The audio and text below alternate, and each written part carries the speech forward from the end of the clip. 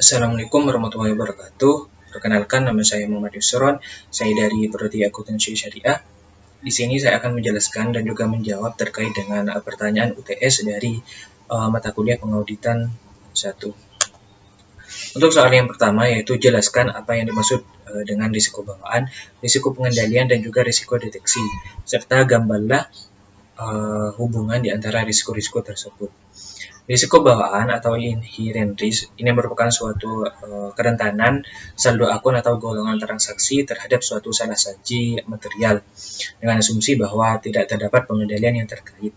Dengan kata lain, bahwa risiko bawaan ini timbul dengan asumsi pengendalian internal dalam perusahaan itu tidak ada. Jika sekiranya pengendalian internal dalam perusahaan memadai serta efektif dalam pelaksanaannya, maka dengan sendirinya risiko bawaan itu dapat diminimalisasi. Sedangkan risiko pengendalian atau control risk ini merupakan suatu risiko bahwa suatu salah saji material yang dapat terjadi dalam suatu asersi tidak dapat dicegah atau dideteksi secara tepat waktu oleh pengendalian internal entitas.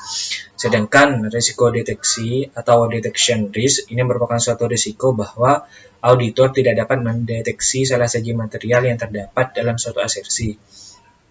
Risiko deteksi ini juga memiliki fungsi efektivitas prosedur audit dan penerapannya itu dilakukan oleh seorang auditor.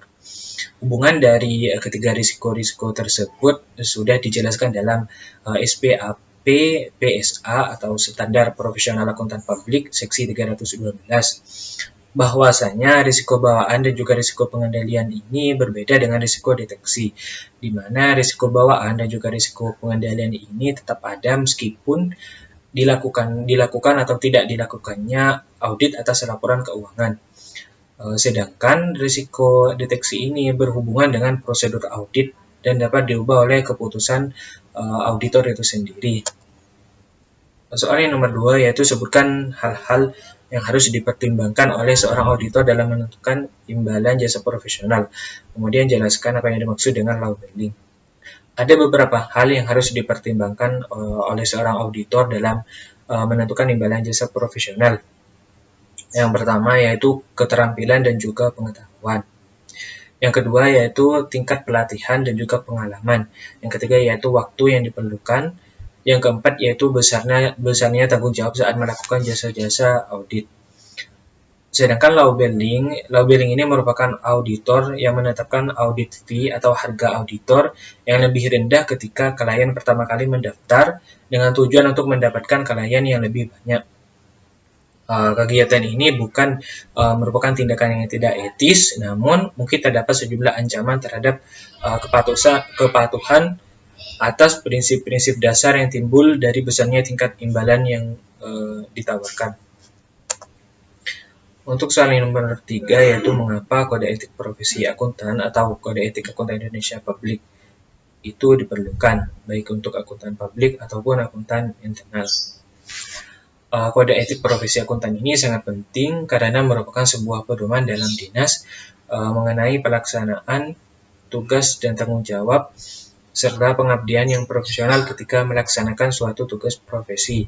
Selain itu, tujuan kode etik profesi akuntan ini untuk meningkatkan profesi akuntan publik yang ada di Indonesia, terutama dalam meningkatkan kompetensi, kualitas, daya saing, dan juga profesionalisme akuntan publik. Sehingga profesi akuntan publik yang di Indonesia ini dapat selalu mengikuti dan memenuhi tuntutan perkembangan zaman. Untuk soal yang nomor 4, yaitu apa yang dimaksud dengan surat perikatan audit. Surat perikatan audit atau engagement letter adalah surat persetujuan antara auditor dengan kliennya tentang syarat-syarat pekerjaan audit yang akan dilaksanakan oleh seorang auditor. Di mana surat perikatan audit ini sudah harus dibuat sebelum perencanaan pemeriksaan atau audit plan yang disusun baik klien maupun auditor yang berkepentingan untuk mengirim surat perikatan lebih baik itu sebelum dimulainya perikatan dengan tujuan untuk menghindari salah paham yang berkenaan dengan perikatan yang dibuat. Mungkin hanya itu yang dapat saya sampaikan, kurang lebihnya mohon maaf. Wassalamualaikum warahmatullahi wabarakatuh.